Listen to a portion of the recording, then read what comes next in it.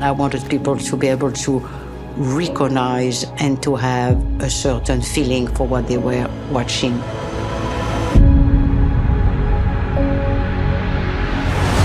In the beginning, everything was challenging because the other Game of Thrones was absolutely brilliant. They were the style guideline of the show. It was not a question of doing better.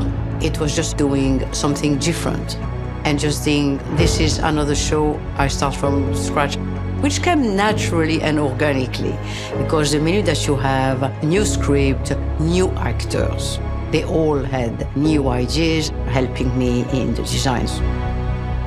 We work very closely alongside the armory, hair and makeup, and props.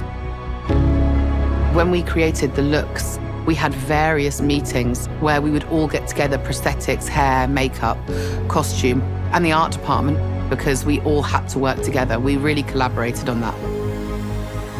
We have a team of 3 costume buyers and fabric buyers who have great connections, fabric suppliers all over the world, and those suppliers will bring us different options from different countries and different places, and quite often it's better for us to go direct to the supplier. The biggest task that we've had to come across is actually Brexit.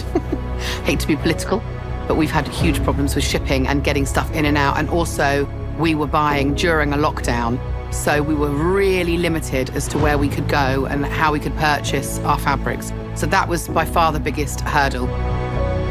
The costumes are always silk. No, not that because I'm a snob, but I really believe that silk looks always fantastic in every single form. And every actor loved it. But for me, what was important is that they could move freely.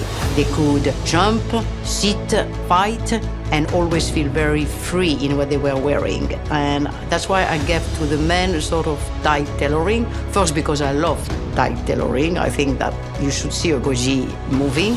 And the same with the woman as well. Give them a very modern silhouette. And what I mean by a modern silhouette, although it's happening once upon a time, it's somebody from now watching it. And I want every single person of the public to want to be dressed up like that. My daughter is the future queen. I wanted this to be a wedding for the histories. For the wedding, Rhaenyra is wearing a white dress, and then she gets the cape. And the cape is a mixture of the Targaryen and the Velaryon. The 2 Vigil, because it's the mix of the 2 family.